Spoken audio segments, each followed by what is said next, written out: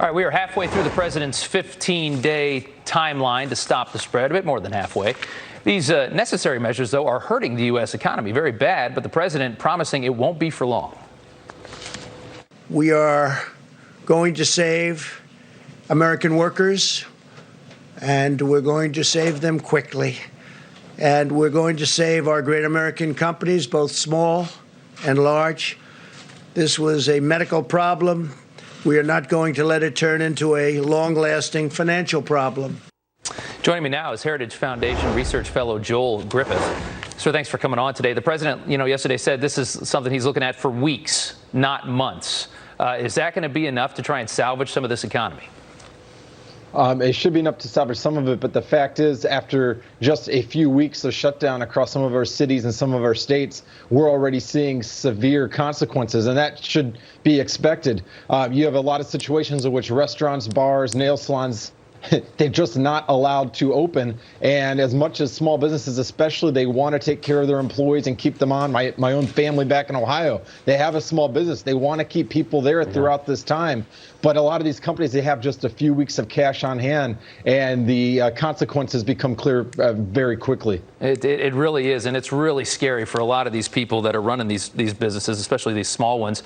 How critical is this third phase of the stimulus package that the Senate keeps tripping over the last couple days?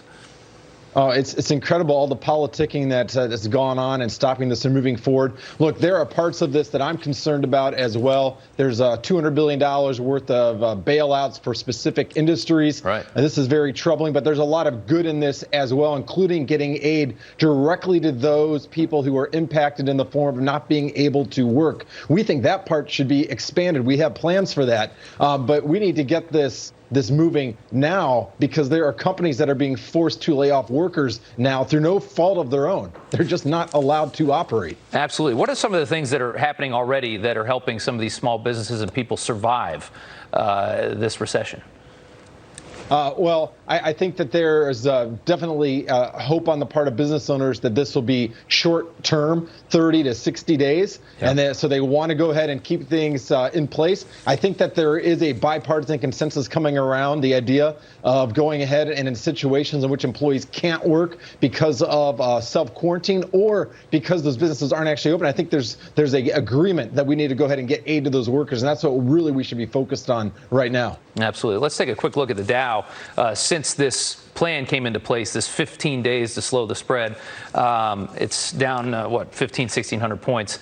Since the start of that 15 days, it's down a lot more than that when you look at the impact of coronavirus so far. The president talking about opening up this country as soon as he can. He's probably going to get pushback from the scientists who are going to want this to hang on longer. What do you think the right move is there?